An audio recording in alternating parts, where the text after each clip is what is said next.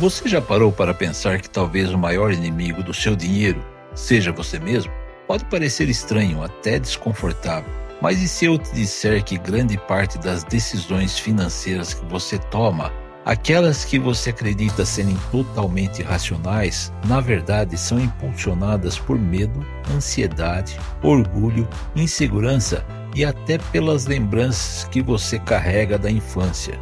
Pois é exatamente isso que revela um dos livros mais importantes dos últimos anos, A Psicologia Financeira, de Morgan Housel. E hoje você vai entender por que esse livro não fala apenas sobre dinheiro, mas sobre você, sobre a sua história e sobre a forma como você toma decisões na vida. Vamos ser sinceros, todo mundo já tomou uma decisão financeira da qual se arrependeu depois. Talvez você tenha comprado algo por impulso, talvez tenha vendido um investimento cedo demais, talvez tenha segurado um prejuízo por tempo demais, talvez tenha gasto o que não podia ou adiado um sonho por medo de faltar. E quando essas coisas acontecem, a gente costuma achar que o problema é dinheiro, mas quase nunca é. O problema quase sempre é emocional. É o nosso comportamento, é o nosso passado. São as comparações que fazemos, as histórias que ouvimos, as crenças que aprendemos sem perceber. E é aqui que o livro traz uma revelação poderosa. Finanças não são sobre fórmulas, são sobre emoções.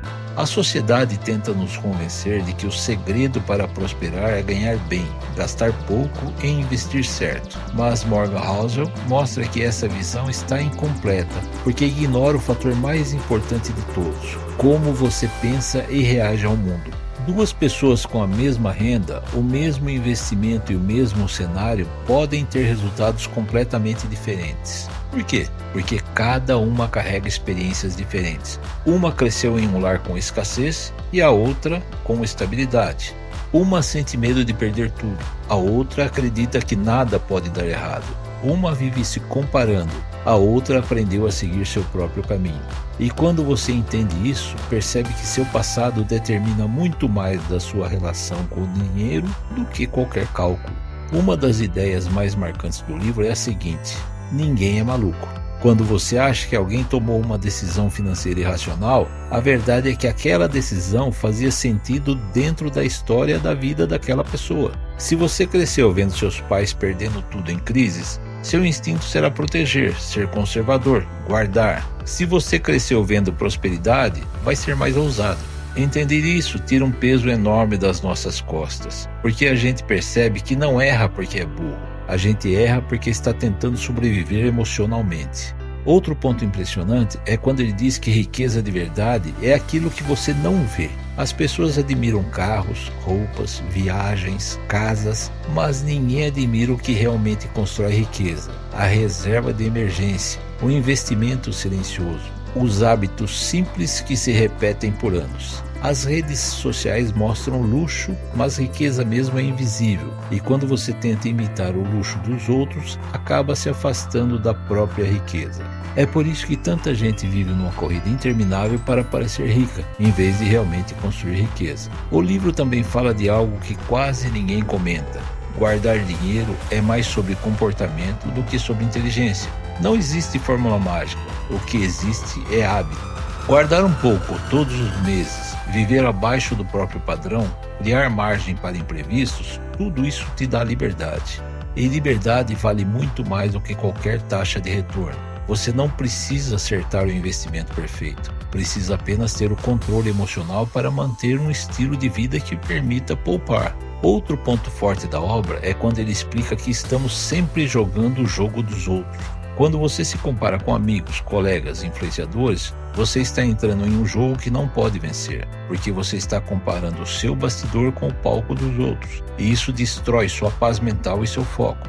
Cada um tem um contexto, um tempo, uma história. O jogo é seu, o caminho é seu. A comparação é uma das forças mais destrutivas da vida financeira. E aí entramos em um dos conceitos mais transformadores de todo o livro: pensar no longo prazo. Housel mostra que o verdadeiro poder das finanças está no tempo, nos juros compostos, no acúmulo silencioso, dia após dia, ano após ano.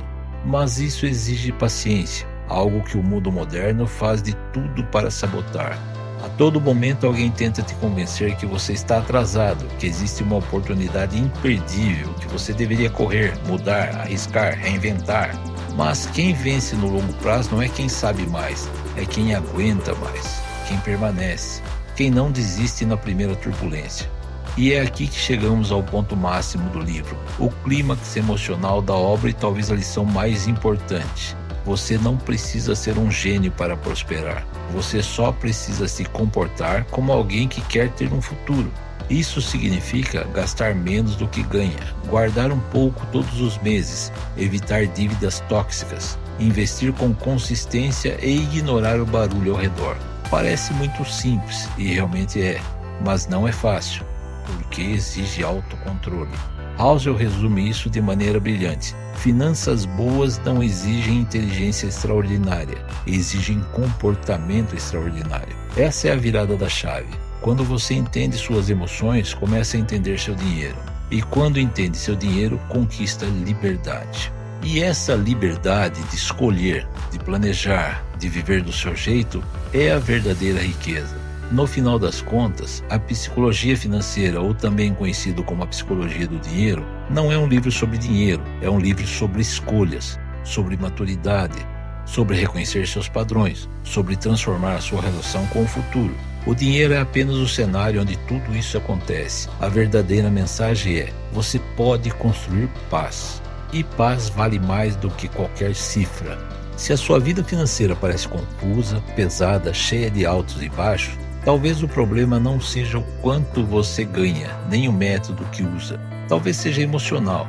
E não tem nada de errado nisso. É humano, é normal e pode ser transformado. Esse livro é um convite para olhar para dentro, entender sua história e construir um futuro mais leve e mais livre.